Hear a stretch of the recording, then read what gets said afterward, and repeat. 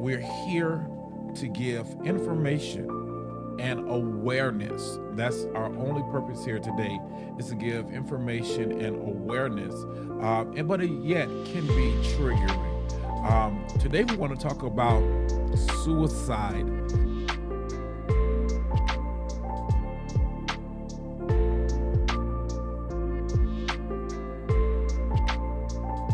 Greetings, hello. Welcome back to another episode of Love Speaks right here on the Carvil Network. Love speaks what love is, whether it is culturally, spiritually, or currently, love speaks. We are so excited to have you join us on this journey. I am Francois, your host, alongside with my beautiful and lovely wife, LaKisha Carvil. Thank you all so much for taking this journey with us as we continue to highlight various individuals who are making a great impact in this South Florida region and also abroad. So we want to thank you for continuing this journey. And so we're excited today because we have a great topic that we want to bring to you and discuss. Absolutely. It's a very sensitive topic, so we want to give this warning. Firstly, it can be a triggering topic for a lot of individuals, so we kind of want you to brace yourself. We're here to give information and awareness. That's our only purpose here today, is to give information and awareness, but it yet can be triggering. Today we want to talk about suicide because this is Suicide Prevention Month. And so with that disclaimer, we want you to know that this episode will discuss suicide, mental health, and maybe even grief. And if you or someone you love is struggling, we want to make sure that you are aware that you are not alone. We also want to provide resources with you, so help is always available 24/7. You can always text in the U.S. 988, or either you can call or chat at the 988lifeline.org. Also, if you're outside the U.S., find your local helpline at IASP, Info for Resource Crisis. And so we want to make sure that you are aware, as we will be discussing very sensitive information today, that the conversation is for education only. It's not a substitute for professional care. If you or someone you love is at risk right now, we want you to reach out immediately for help. You matter, and support is available. So we want to make sure we give that disclaimer. As I am a clinical mental health intern in training, and so I just want to make sure that you are aware that this episode is not a diagnosis for anyone. We're not here to diagnose. We're just here to provide awareness and information around the subject matter of suicide and suicide prevention, how you can help and how you can be informed. Absolutely. So in dealing with suicide prevention, I am honored to have been blessed to be surrounded by good people. And I also want you to know, if you're watching this and thoughts have ever entered into your mind, that you do not have to face this alone. You do not have to face this alone. My spiritual father and mentor, the Archbishop Alfred A. Owens of Washington, D.C., said this: wanting to give up is a sign of success. Wanting to give up is a sign of success, simply because people who have nothing to give up. And so in life, sometimes people, I believe, feel like suicide is, the only thing that they can do, which is them giving up on life. So just having the thought of giving up is, number one, a sign of success that is on your life. Other than that, there's nothing to give up. Your life matters. Your life is valuable. I also want to encourage you that I have faced that as well. I have faced a thought of suicide at one time before. So we're sensitive to this topic. When the pressures of life started to build up and all that stress and pressures, I had formulated in my mind what I could put together to go to bed and not wake up in the morning. But because I'm grateful to God for loving people in my life that reminded me of my worth. Since you have tuned in today, I want to encourage you. You are worth another day. You matter. You matter to a whole group of people who are close, who's watching you from afar, not saying anything to you, but they're just watching you. You matter. You matter to people you haven't met yet, who can't wait to meet you, to change their lives. You matter. So as my wife said earlier, she is finishing up her master's degree. I'm so excited for you. Congratulations. Thank you. And so she's had the opportunity to study a plethora of topics, and this is one of them. And with September being Suicide Prevention Month, we just thought it would be good to speak from the point of suicide. Yes, thank you so much for that acknowledgement. It has been a long journey with completing this master's coursework, but I did discover so many topics, not only suicide prevention and talking about suicide, but trauma.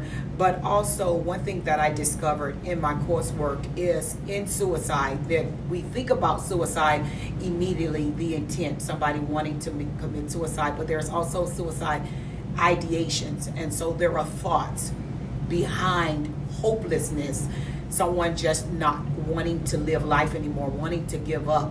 Somebody experienced the trauma, and as a result of that trauma, suffering silently in pain, not wanting to talk about that. So those thoughts are very provoking in regards to having the intent to want to commit suicide, which can come from many forms. It's not just when we think about suicide, we think about someone, taking their life, taking medications or guns, various forms of committing suicide.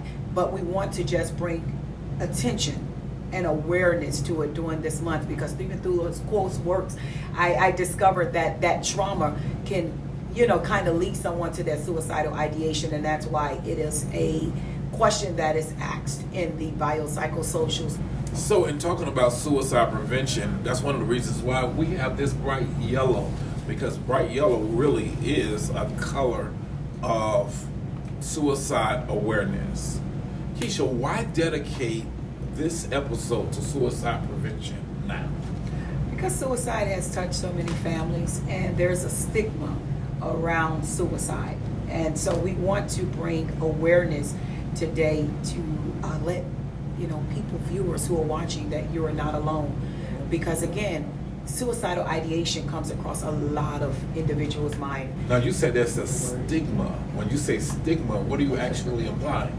That only certain people commit suicide. Suicide has touched so many families, so many individual, lives. And so bringing awareness today and to just roll back some of the stigmas around suicide. I think it's very important that we do in this Suicide Prevention Month, because with the stigmas, there are certain cultural groups that people will say are more, highly rated to have suicide in that particular culture or in that particular ethnicity.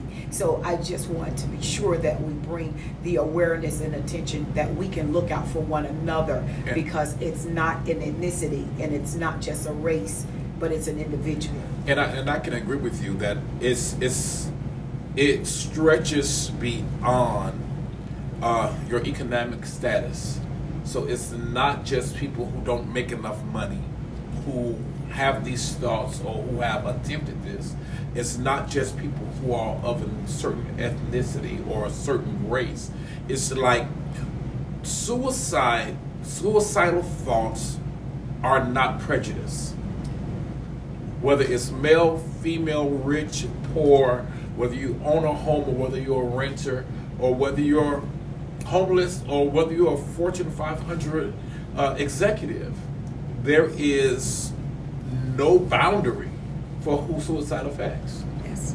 And even statistically, the CDC, 2023, 43,000 individuals committed suicide from various forms. Not only that, so that's like one death by suicide every 11 minutes. That is ridiculous, and I can agree with those statistics. I have a friend of mine who works in the medical examiner's office, and when we've spoken, a lot of his calls are calls because of someone have unalived themselves by suicide. And so that's where we have to bring this, awareness today. Raise the awareness, check in on one another, be concerned about one another, because as I stated earlier, suicide ideation, it's just the thoughts, and many have those thoughts because, again, it could become as a result of a trauma that someone has just lived through, not received counseling, not received any kind of therapy or healed from that trauma, but lived through the trauma.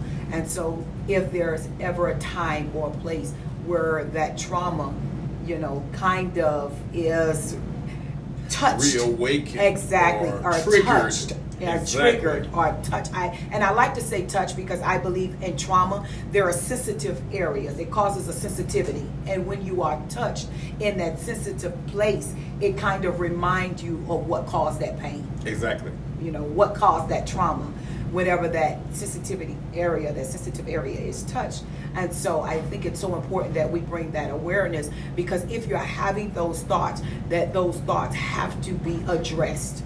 It's not thoughts that you can just linger in, without bringing some, because before the intent, there is the ideation. And so you want to be sure, okay, if you're having those thoughts, to speak to someone. Exactly. And there's been so many cases where people would say things like, I can't believe this happened. They seem so strong. They seem so helpful. I mean, they're the dependable one that everybody can depend on. What are some of the signs or warning signs that someone might be at risk? So having a conversation with someone and talking about, and I know people can do this jokingly, but you have to really be able to hear them through that joke, talking about wanting to die, and I've had conversations with people like, oh God, I wish it just could be over. I'm just done with it. I'm just tired, but really listening with an ear to see, okay, are you really just expressing out of frustration, or there's something deep and that we need to discuss? discuss? Good. Being able to really listen, because it causes us to pay attention to the ones that we genuinely love. I think oftentimes we're so self-involved that we don't pay attention to the people who are close and near and dear around our surroundings. So it's hard for us, because we pay attention more so to ourselves. We're kind of a selfish generation, that we don't hear the warning signs. And that, are you venting, or are you trying to give me a hand? No, I mean that's really good, because sometimes we are amongst our family in our close inner circle of friends, and because we joke a lot, and I think we have to be able to understand that we are at very critical times. Everybody has a lot going on. If it's not financial, if it's not, relational, there's a lot going on, and that's taking place all around us. There are forces that we know that are unseen, that are fighting, stealing, killing, and trying to destroy. So we have to be observant and care enough for the person we're talking to, because a lot of time conversation is being had and we're not really listening. We're not really hearing what they're saying. We're just having conversation, but we have to start listening and hearing for the cry. because there's a sound, there's a cry, and we can't ignore the cry. Listen intentionally, not just waiting to speak, but actually intentionally listening. Yes. What are some myths about suicide that we should just really get rid of? And what are the facts? I believe some of them are, for one, the myth that I think that we don't talk about a lot is the suicide plants the idea. Like literally meeting people talk about suicide plants the idea, but fact asking directly can reduce the risk. So if I ask, are you suicidal? That's where, as mental health professionals, we are trained to ask their question in every session. You know, have you thought about harming yourself? And a lot of times people feel like, oh, if I ask that question, then I'm given an idea. But it's not giving an idea. It's actually can reduce the risk and increase support. You don't know if you don't ask. And that's real good, because I know I am an advocate for mental health. That's why you're going through your master's program now. I plan on going through mine very, very soon. I'm an advocate for mental health. And every time I've sat with my counselor, that's one of the first questions they ask: have you thought of harming yourself or others? And so I think I agree with you that it gives an awakening that says, number one, I'm not crazy. Yes. I'm not crazy. Number two, I'm not violent. I'm not violent against myself, and I'm also not violent against others. And I think that goes back to some of our stigma, that you don't have to, because those thoughts enter your head, it doesn't necessarily mean you are a horrible person. You are a person experiencing life and the pressures of life. How can we ask somebody about suicide without making it worse? So I first want to say this, as before I answer that question, that prevention is not just a hotline. It is everyday care. It's everyday care. So it's noticing warning signs. It's asking directly and connecting to help and building hope. So I do want to make sure I say that. But when you are talking with someone and you may be worried about them and you don't want to make the situation worse concerning, you ask them direct but calm and with compassion. I love it when you've always stated this, that people don't want to know what you know until they know how much you care. And so I believe that asking someone with compassion, asking them with concern, not just a judgmental stand, because sometimes we can ask, but how are you asking? I agree with that, because oftentimes, and I try to be intentional when I speak to people. I try very hard to be intentional. I try hard to be intentional with the questions I ask. So if I ask you, how are you? Yes. I want to know, how are you? And sometimes we use that as a conversational starter, and don't really care. And don't really care. And I think for someone who's at risk, that worsens it. I'm one who I talk to a lot of people. And I have discovered that most people are more interested in talking than listening. Yes. So I try to be one who will listen, but I also realize some people are just interested in talking. So when we deal with that individual, you say that we should be compassionate. Yes. Trying to understand where they are. And I'm glad you noted to the fact that we ask questions, but not really waiting or hearing the response. And we do that a lot. We go to work, we're amongst our coworkers, even our own family. How was your day? How are you doing? We're asking the questions, but not nearly waiting for the response and to respond to the response. And so we're doing a lot of things subconsciously, I feel, because it's something that we do as a norm. You on the phone, hello, how are you? But you're not really listening to understand or to hear how this individual is doing, because that way you can hear a warning sign. You know, Exactly. You can hear a warning sign. Something they can say could be a trigger word to say, you know what? Oh, you're not at your best. You know, how can I take a moment out of my day to help lift you up?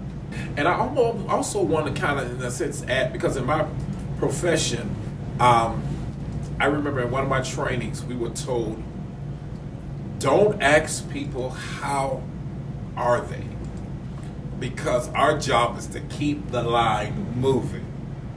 And so when they ask me, how are you? My normal response is, fine, thank you. And if I'm just trying to move the line along, it's like, how can I help you concerning this, as opposed to how are you? Because on average, once you say, how are you? That might be a trigger for somebody who couldn't wait for that opportunity to tell you all about it. And they might need that. They might need that. But however, like I said, I talk to a lot of people, and when I realize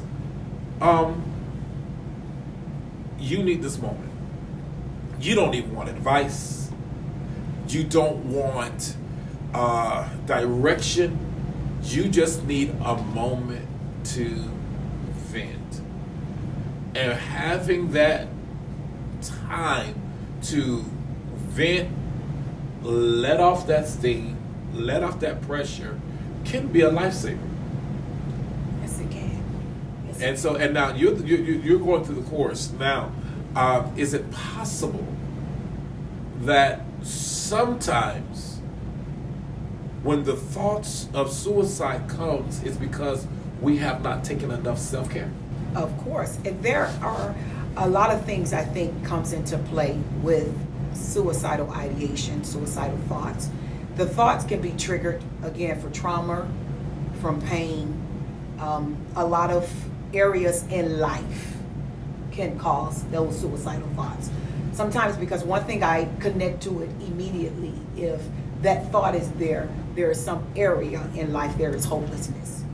And so having a conversation with someone concerning those thoughts that you may be just thinking about. It could be a lingering thought, that sometimes, life is just not worth living. I'm just tired of this. I can't do this no more. These are thoughts that we really have to pay attention to and not just allow them to live in our head, to live there freely every day, day in and day out. Because if we don't address those thoughts, then those thoughts become roots and strongholds in our life that now we're realizing, oh my God, this now is becoming more of an intentional intent towards me manifesting the thoughts. I really don't want to be here. Now I'm purchasing pills, taking 5 pills when I should be taking 2. So these are things that we have to do because we're trying to find ways to suppress the feeling, suppress the emotion that we're feeling that is connected to that suicidal ideation. And so then you'll find yourself, drinking alcohol, over drinking, over indulging, because you're trying to suppress that feeling of hopelessness, sadness. These are all emotions that we have to pay attention to, and you do this by caring for yourself. I 100% agree. So what does that look like, self-care? It's different from all of us, because the first time you hear self-care, most people think about, I have to go get a massage. I need to go to a spa. That's not the only method of self-care. You can go to the beach and just hear the winds and the waves. That's self-care. Anytime that you can withdraw from that current situation that you feel overwhelmed and that is and that is overpowering you, for you to pull back from that place and just to be able to allow your mind to be at ease. Exactly.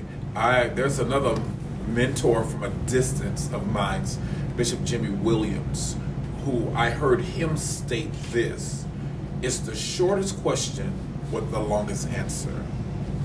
And that question is, why? And I think a part of self-care is being able to ask yourself, wow. Because she mentioned 2 of my self-care things. I haven't done it in a while. I have to get back to it. I love to go to the beach to help relieve stress. And I also love massages. And so while I'm there, I'm taking my mind through those places like, why? Why do I feel overwhelmed now? And continue to ask myself the question why, and do my best to answer the why, to track it, because sometimes we get to a place and we don't know how we got there. How did I get to this place where I'm thinking about abandoning my family, abandoning my mission, abandoning my work, abandoning my purpose? How did I get to this place? Because I haven't asked the question, why? Why do I feel this way right now? Why do I feel depressed? Why do I feel angry? Why do I feel upset? And as I ask myself these questions, it leads me back. And once I understand what the root cause is, I come to discover it wasn't that bad after all. So it kind of takes you off of the ledge, so to speak. So beyond the crisis, how do we support someone over time? I believe therapy support is one. Peer and family support is very important. Even if someone is dealing with suicidal thoughts, having family support, it's very important, because those are the individuals who are around us all the time. Peer support, your direct connections, rather it's your friends, and we have to be accountable to people. I always often say, if someone has experienced a trauma, they've experienced a tough place in their life, and we heard our last guest, or guest who was on the show, talked about grief and how grief shows up. Grief is not just as it pertains to death, but it's any kind of loss. Absolutely. And so anyone who experienced loss in your life, rather if it's, a marriage or, a job loss, to make sure that you are concerned, or we are concerned enough to follow up with them. How are you doing? Asking those questions. How are you feeling? Not just ignoring it like you'll be all right, you're okay. Because sometimes it's those thoughts that cause us to go down into the darkest place in our life. And just those words of hope, those words that you can make it from here, you can reinvent yourself, you can survive this, are the words that we need to hear, because our own thoughts. That's why I love one of the modalities I learned as a therapist in training is CBT, cognitive behavioral therapy, because what that does is it looks at our thoughts, because it is our thoughts that drives our behaviors. And so we're looking at a lot of behaviors of a lot of people, rather if it's, though if they're suicidal thoughts and they're constantly lingering there, then there may eventually be some suicidal intent where you're seeing the behavior now manifesting. So we have to just be more concerned about one another. We have to be more intentional, as you stated earlier, of checking in on one another, especially when we know someone is going through a very bad place in life. Rather, again, financial loss. These are places that you just can't ride out alone. Having that support system around you, helping you, motivating you, encouraging you, is a great, place for someone to be a cheerleader. Absolutely. During that time. So I agree with you. Having a good support system really means the world in aiding the prevention of suicide. Knowing that you have somebody that you can trust enough with the most intimate part of you, because I can understand that can make anybody feel very vulnerable, and you don't want to give off like you're feeling weak. So it's okay. You are human. You are human.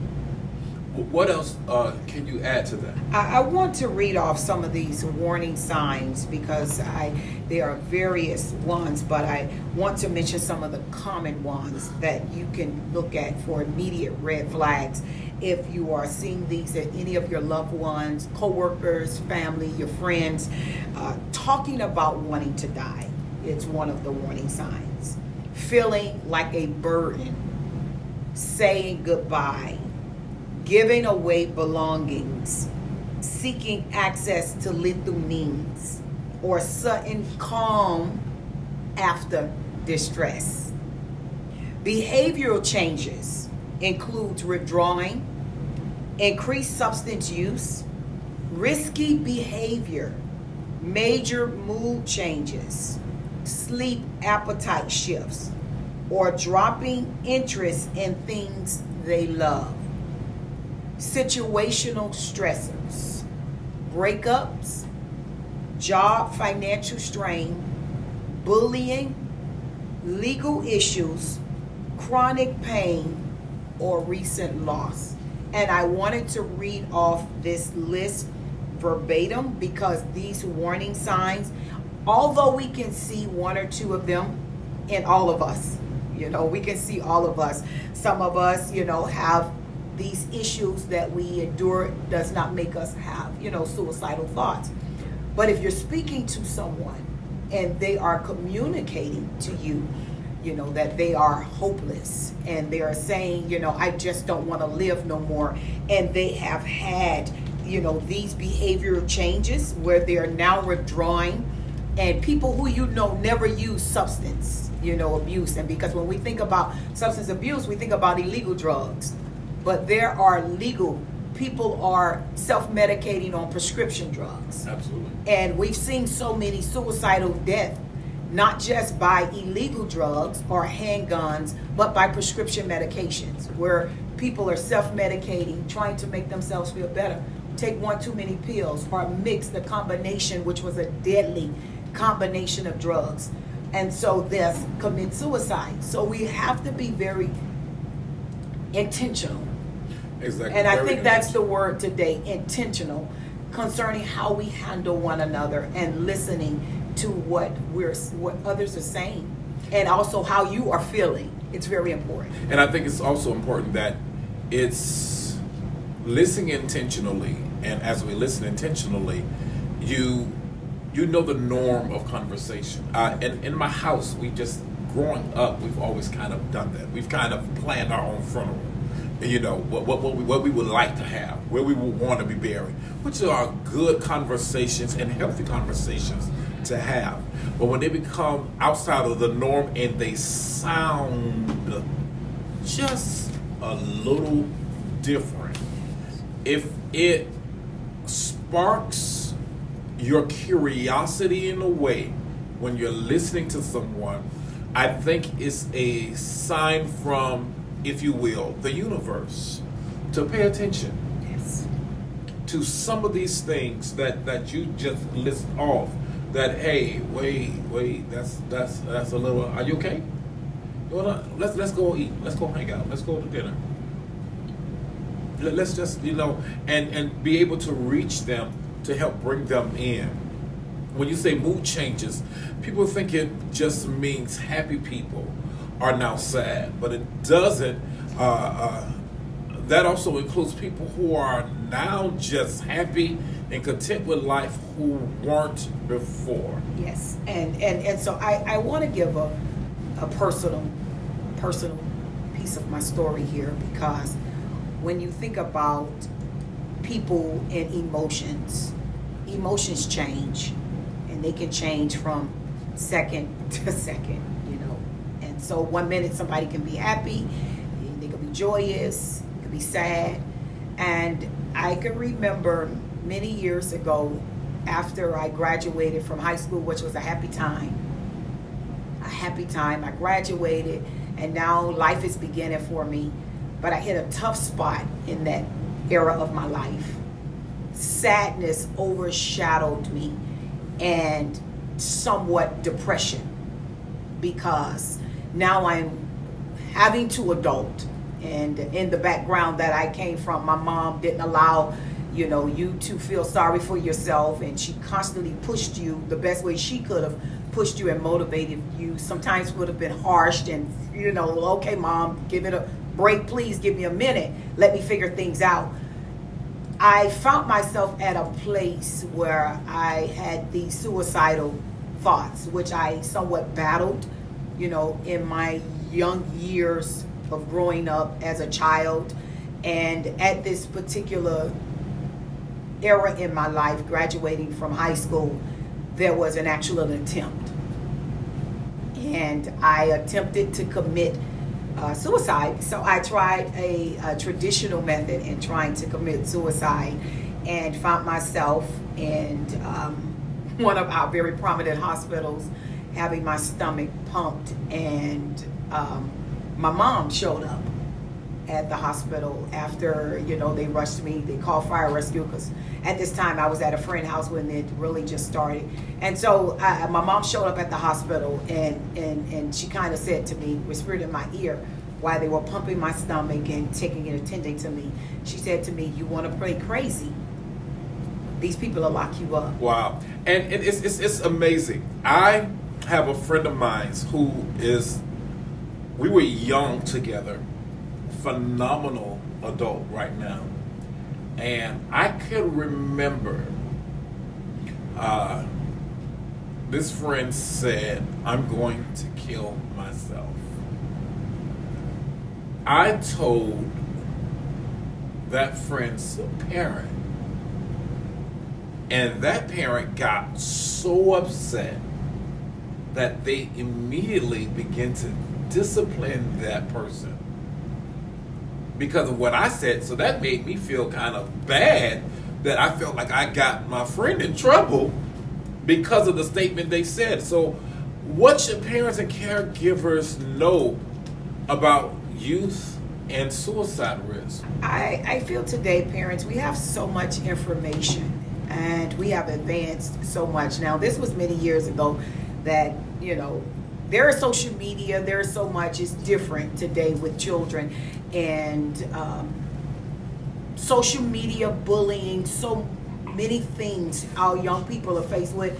So as parents, we have to be very proactive in making sure we provide the resources for our children and identifying if there are areas in their life, because as a child at that time, the access we have to therapists and therapy and counseling wasn't available then. Mama didn't know about it, so mama couldn't provide those services. I was going through an adjustment period in my life, and trying to adapt to that adjustment, mama didn't know how to help me. And so we can help our children today to realize, okay, they're transitioning from middle school to senior high school. That's going to be an adjustment. And how we show up for them will make the difference. Because if we don't show up with the right tools and resources to help them, if they are experiencing bullying in school, if they're having these suicidal thoughts, not showing up to help them with the right resources, maybe getting them with a school counselor. There are so many resources. Again, I told you 988, that is a lifeline you can contact to find out other resources within the community that they can connect with, and not ignore the signs. Not to ignore the signs. Because I can remember before, as we discussed before, that change going from happy to sad, it didn't just happen in that one moment, one day. I can remember after I graduated, there was a period that I just laid in a depressed state. And mama didn't understand it, and she didn't know how to give me the help that I needed, till she just kind of did her best as a parent, which was aggression. And she constantly yelled and screamed every day. So what that did, that built, it added gasoline to the already set fire that I was laying in, because I was already feeling hopeless. And that what service and that what she provided only made me feel more hopeless. Okay, what are your life, it's not worth living. And so this were the thoughts that were going through my head. But now today, with children who have more technology than I had as a child, we can utilize even the technology that are accessible to them to help them, get them a part of, there's a lot of intervention that can be done via Zoom, telehealth. There are so many resources, and we just have to tap into those resources to make sure we provide those for our children. Awesome, very good. I think this is a very good and necessary topic to talk about, and I know that the topic of suicide spreads beyond the professional, the spiritual, the economical status, and the age demographic. It spreads beyond, and that if we ourselves have not experienced it, we know someone who has. And again, you are not alone. Your life matters. Your life have purpose. You are unique and uniquely created to fulfill a great purpose, even if it doesn't seem great to you at the time or great to anybody in your circle. I'm telling you, your purpose is great and your life is necessary with us. We all experience, like you said, the highs and the lows. As a matter of fact, I believe there's some research that says the hardest point of depression normally comes right after a great success. Like you said, you just graduated from high school, and especially during that season, how many high school dropouts were dropping out and different things. You accomplished something that a lot of others did not do. But then you fell low. Yes. So we want to be aware of that and be able to sit in the moment and understand it's one step at a time. Your faith does not exempt you from suicidal ideologies. No matter what life, it happens to all of us. Yes. It happens to all of And us. I want to say this, that we must check on our men, because Absolutely. statistically, men 4 times higher than women. And I believe men, because they carry the burden. Absolutely. Carry the burdens on their shoulders of families. They carry the burdens of the household. And so we have to check on our men.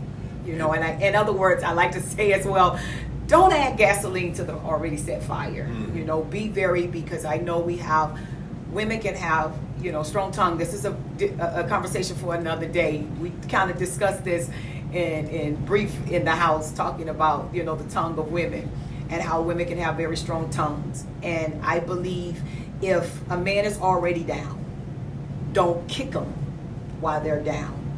I don't think we should kick anyone while they're down. But especially men, because statistically, suicidal rates are very high for our men than it is for our women. And so we want to be encouragement to our men. We want to support them. That is a very triggering statistic. So if the calculations are correct, that means men make up 80% of the suicide rate. Yes. 80%. And again, this is a topic for another day. I personally believe it is because women have been allowed to evolve over the years, and they are celebrated for their evolution, while men have the pressure of remaining the same. I remember growing up with things like put some bass in your voice. What you crying for? And so not being able to release those things, while on the other hand, women were able to. Women were able to express whatever emotion that they felt, whether they were upset, angry. I saw a court case on television where the woman said to the judge, women can slap men in their face, but men can't hit women. And we're not advocating, and I personally believe, I don't believe nobody should put their hands on nobody. And that's me across the board. However, that had become such a stigma, so now men have to carry the burden. And yes, we want to carry the burden. We don't mind carrying the burden. But in carrying the burden, we also need a place that's safe for us. We need a place that's safe to be not okay. So I do want to say this before we end this show today, that there are so many resources that are available, as you mentioned earlier. What can parents do? But as another part of my profession, I do enrollments, and so I often highlight for those who work in corporate America, there is a benefit that a lot of people should be aware of, and I make sure employees are aware of, which is EAP, which stands for Employee Assistance Program. Most corporations offer that benefit in the workplace, and most corporations today are advocates for mental health, and so they want to make sure there is awareness and that these benefits are utilized. And so the Employee Assistance Program gives free sessions of therapy and counseling for individuals. So if anyone who's watching this and you are employed in an employer group, look into your employer's EAP. There's no copay for you to have those sessions of therapy, to speak to someone. And sometimes we wait till the problem gets so big and feel like, okay, now I need help. Just feeling hopeless. I mean, it's a free service. And in most EAPs, they allow 6 sessions per incident. So this month I felt hopeless. Next month I may feel some other emotion. So reach out to those services. Not only that, in the school system, there are resources available. Counselors and interventionists to help our children. And we just have to remove that stigma. And we have to remove the shame, because a lot of times I think there is a lot of shame attached to certain words. If I bring that word up, or if somebody know I'm experiencing this, then shame automatically is the response that we attach to that. But we have to become more bold now and speak up, because our words, our encouragement, our compassion, our concern can just save a life. It can save a life. And so I'm an advocate for mental health. I'm an advocate for prevention. Prevention means there is something I can observe that is wrong, that I can bring awareness to. And so this is why we're having this segment today, just so you can know and understand that it's real. These thoughts are real. Ideations are real. And life is real. And it's a response to life. It's normal, because we demonize it in the church. If you dealing with suicide, and I had to even go into the extent and talk with our leadership in regards to biblical, characters, in the Bible who committed suicide. We have to look at this from both the natural and the spiritual, understanding that life is real, and we have to show up and respond accordingly. Absolutely. We have to show up and respond accordingly. And again, here on Love Speaks, we are not diagnosing anyone, and we just want to educate and bring awareness to the topic of suicide. So if you need help, there's nothing wrong with asking for help. Would you give that information again to those that would need it? Sure. So in the U.S., 988 Suicide and Crisis Lifeline. 988. You can text that 988 from your phone, which most of us keep in our hands.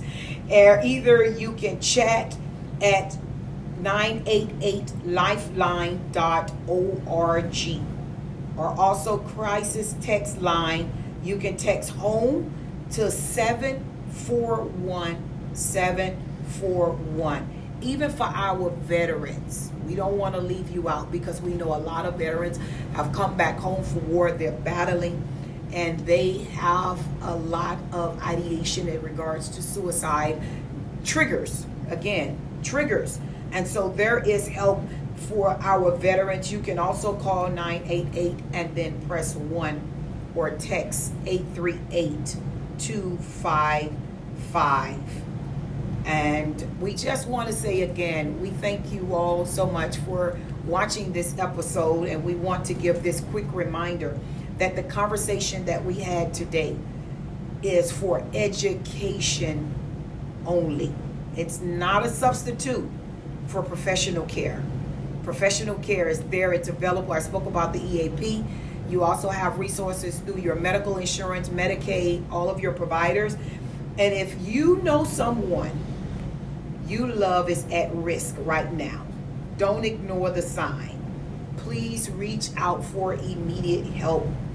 As Francois said, you matter, and support is available. If you or someone you know is suffering silently, experiencing hopelessness, experiencing depression, please reach out to the numbers on the screen. Help is here. You don't have to suffer alone. Love Speaks is what love is. Love is culturally, love is spiritually, love is connective, and love is current. And so we're so grateful to have you here. So do us a favor, like, share, subscribe on whatever platform that you have, and hit the notification button. So every time that we come on, you know, hey, we are here. Every week we're releasing a new episode of great information, and we want you to be a part of it. We do all this with you in mind.